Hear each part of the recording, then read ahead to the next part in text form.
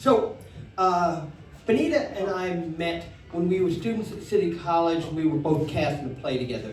And before long, we got close. We got real close. Like, we were meeting up throughout the day in between classes and meeting up in the hallways. So, like, we can exchange a few intense hugs and sweet kisses before running to our next class. And Benita's hugs were mighty. I mean, Benita hugged me like I might not be coming back and she wanted to make every second count. Benita hugged me like she was taking detailed inventory. Benita hugged me like she was hungry. And we hadn't even had a date proper. You know, but the thing was, I mean, because we were both, we're full-time college students, and like when she was done with her classes for the day, she had a job tutoring. When I was done with my classes for the day, I was doing a lot of scene work for graduate school directing students. And in the evening, we came together for play rehearsal. We were in the play, and we'd get out of that late and sneak off to have a few more hugs and kisses before going to our respective homes to have a late dinner, usually around midnight, then try and do some homework and get some sleep before doing it all again. To be clear, Benita did her homework. We had very different academic experiences. So anyway, one day before rehearsal, she pulls me aside and she said, "Hey, look, tomorrow is Thanksgiving. Would you go with me to the Macy's Thanksgiving Day Parade?" Now, I always liked watching, because I loved cartoons, and I liked to see the balloons that they made out of the cartoons, but I never thought I wanted to deal with the crowd. But then I thought about it, and the idea of being pressed up against Benita for 3+ hours seemed like a good idea. So I said, sure, let's do this. And she said, all right, now, we can't leave our apartments any later than 5 a.m., the latest, to be able to have any chance of seeing anything. It means we got to be up at least by 4:30. So I'm going to call you, and if you haven't heard from me by 4:45, give me a call, make sure I'm up. And I'm like, oh, cool. Which is kind of funny, because I was the one who was more likely to oversleep by far. But so we go to rehearsal, we do this, and after rehearsal, we find a little classroom to exchange a few more hugs and kisses and to figure out where we're going to meet up. And while we're doing this, into the room walks a big guy who walks over towards us, and he says, "We have to go." And she said, all right, yeah, excuse me, give me a couple of minutes, we got to figure something out. And he takes a few steps off. He doesn't wait outside. He just takes a few steps back, and he's now standing behind me. I know he's standing behind me because I'm now standing in shadow. He was a large man. And after about 10 seconds of this, he walks right back in, walks in between us, gets up into her face, and says, "We have to go now." And without batting an eyelash, like this is the most natural thing in the world, like having Sasquatch get up in your face and give you orders. Happens every day. She says, and she starts putting on her coats. "I'm sorry, look, I gotta go, but I'll give you a call as soon as I get in, we'll figure it out." And they're gone, and I'm standing here, and who the fuck this is? And that messed with me. So, but I went home, I tried to eat something, and watching some TV, waiting for the call, 11:30, 12:30, 1:30. About 2 o'clock, the Ben Casey reruns come on, and I'm like, Ben Casey fans, who knew? But I gotta get some sleep, so I went to sleep. But I got up at 4:30 in the morning. I was up on time. I got up on time, and I'm waiting for a call. And 4:45, no call. So she said, call her, right? So I called, and there was no answer. So now what do I do? So I waited a few more minutes, and I called again at 5 o'clock in the morning. This time there was an answer. It was her mom, who clearly had been woken up by the phone call. And I apologized profusely. I'm sorry, Benita asked me to call. And she said, Benita's in bed. Maybe I can wake her up. And she disappeared. And a few minutes later, this voice comes from, "Oh, I'm sorry, I got in real late last night. I just fell out. And look, so I'm like, what are we doing?" She's like, "Well, I'm going back to bed. I gotta get some sleep. I'm sorry, maybe we can go next year. I'll give you a call later on." And hang up. And again, I'm standing here, yeah, but who in the fuck was that? And that was a terrible Thanksgiving Day. She never did call.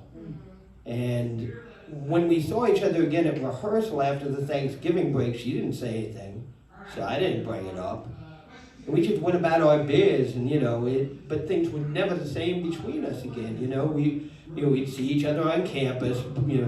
We were polite, but that was the extent of it. We sure as hell weren't meeting up in between classes for hugs and kisses anymore. And time went on. She graduated, and she went to Yale grad school, and she graduated with high honors and got a really big, fancy, big-paying job. Meanwhile, I continued to go to school until I didn't, but I may go back to get my bachelor's someday. And eventually, when I left school, I started doing this.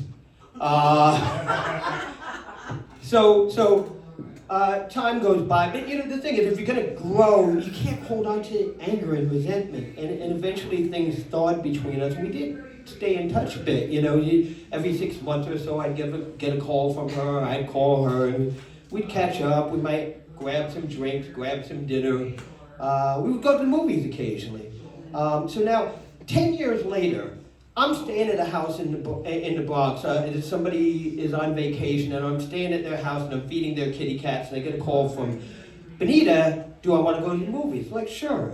So she picked me up. She had a car, and she picked me up, and it's a beautiful day. It's that's like the first really good day of the summer. The sun is out, and life seeps back into your body. And we went to the movies. It was a great day, and she drops me back off, and we stay in her car talking for like 20 minutes. And I finally like, you want to come in for a bit? She said, sure. So she comes in, and she sits down, and that's when the cat gets into the picture, because cats are evil. All right. Now, don't misunderstand me. I may have a crowd of cat lovers. I'm good with cats, and cats are good with me, because we understand each other. But if you know anything about cats, you know that they always know. Cats always know. Even before the internet, cats know if you are uncomfortable with them or allergic to them. Now, Benita wasn't uncomfortable around cats, but she was allergic. And Spazzy the cat took this information and said in so many purrs, I understand that you are uncomfortable with my displays of affection. You might even experience physical agony because of them, but I have decided I'm going to love you, and jumped up in her lap and stayed. And she just looked up and said, well, I guess I'm going to be here for a bit. So I poured us some wine and put on some good music, and we just chilled, and it was nice, after all this time, and it's nice, and eventually I poured another glass of wine, and then things started to get deep. And since she was getting deep, I just launched into it. In essence, who the fuck was that?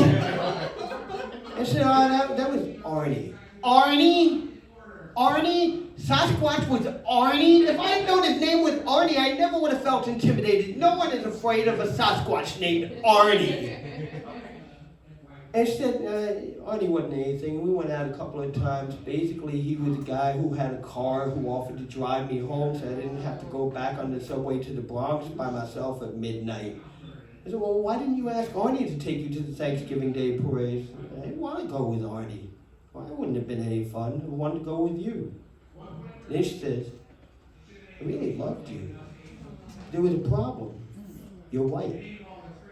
And this floored me, not because that's an unusual thing, it happens all the time, but you have to understand, I have a high sensitivity for that. You have to understand, I grew up in a neighborhood where my family was the only white family I ever saw. I went to predominantly black schools. I was the only white person in my graduating class from high school. I was one of 3 in the entire high school. I am used to being the only white guy in the room, and you develop a sense, because yeah, some people come up in your face and tell you they got a problem with you. Other people think they're not telling you, but they're telling you about the things they do say and the things that they do. And then there's, hey, I said do. And then, I'm 5 years old, I'm sorry. And then there's the people who never say shit, but you can feel it. It's palpable, and I never got that from her. And this floored me. And she went on to explain she was the only child of a single mom of color who raised her by herself in the projects in the Bronx.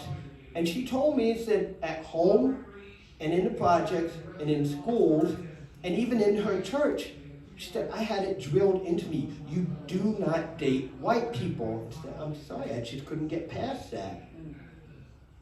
And all right, so that explains, but it still threw me because I'm going back in my mind. I'm like, you know, I used to hang out with her and her friends, and she had some white friends in there, and she treated them the same as everybody. I've been to her home a number of times over the years. Her mom treated me very sweetly. There's nothing there. And Benita and I used to have conversations where we'd bare our souls. We'd share everything. We'd talk about life and love and racial politics and important stuff like the stylistics and Bugs Bunny. And the thing is, I never got any sense of it, but then I thought.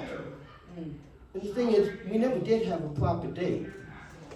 And, you know, when we would talk about getting together to hang out, she was always too tired or too busy. And then a few times she did actually call me up to say, let's go hang out, and then would cancel at the last minute. And then it started to see him. I'm like, oh, that was there all the time, and I just didn't.